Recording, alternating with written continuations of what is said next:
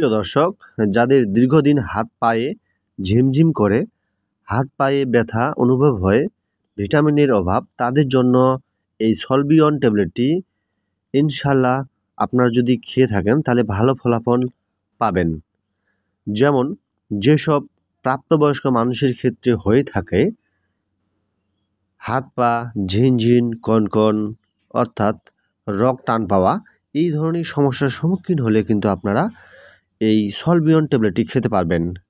চলেন তাহলে সলবিয়ন ট্যাবলেটের মূল কার্যকারিতা জেনে নেওয়া যাক, পার্শ্বপ্রতিক্রিয়া, দাম বা আপনি কিসের জন্য খেতে পারবেন। সলবিয়ন ট্যাবলেট, যার গ্রুপের নাম হচ্ছে বা সলবিয়ন ট্যাবলেটের মধ্যে যা রয়েছে এইগুলো হচ্ছে ভিটামিন B1, B6 এবং B12। এটি একটি পাতলা আবরণযুক্ত একটি ট্যাবলেট যা সলবিয়ন ট্যাবলেটের মধ্যে B1, B6, B12 অর্থাৎ এই 3 ধরনের উপাদান দিয়ে তৈরি।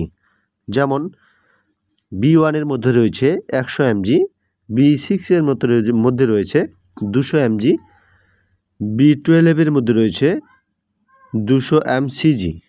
অর্থাৎ আপনাদের দেখা যায় কি, বেশিরভাগ দেখা যায় প্রাপ্তবয়স্ক মানুষের ক্ষেত্রে এই শীতকালীন সময়ে কিন্তু এই যন্ত্রণাটা আপনারা ভোগাভোগ করে থাকেন।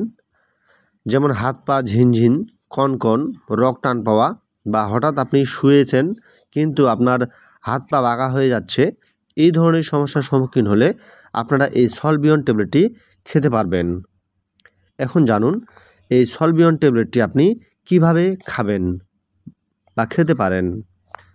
যেমন এই সলবিয়ন ট্যাবলেটটি আপনারা যেভাবে সেবন করবেন, এটি হচ্ছে সকাল, দুপুর, সন্ধ্যা। এটি আপনাদেরকে দিনে 3টি ট্যাবলেট সেবন করতে হবে।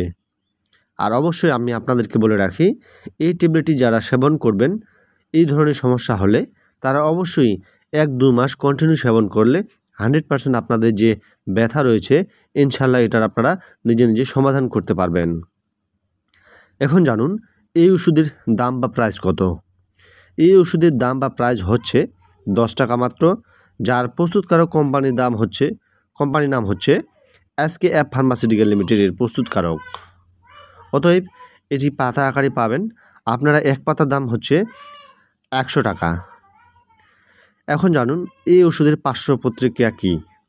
যেমন এই সলবিয়ন ট্যাবলেটের পার্শ্বপ্রতিক্রিয়া হচ্ছে মাথা ঘোরা, বমি ভাব হওয়া, মাথা ঝিমঝিম করা। এই ধরনের সমস্যার সম্মুখীন হলে আপনারা অবশ্যই চিকিৎসকের পরামর্শ নেবেন। আর অবশ্যই আরেকটি কথা বলে রাখি, এই আর্টিকেলটি শুধুমাত্র তথ্যমূলক, যেগুলো ওষুধ গ্রহণের পূর্বে অবশ্যই চিকিৎসকের পরামর্শ নেবেন। তো ধন্যবাদ সকলকে। ভিডিওটি ভালো লাগলে অবশ্যই শেয়ার করে দিবেন।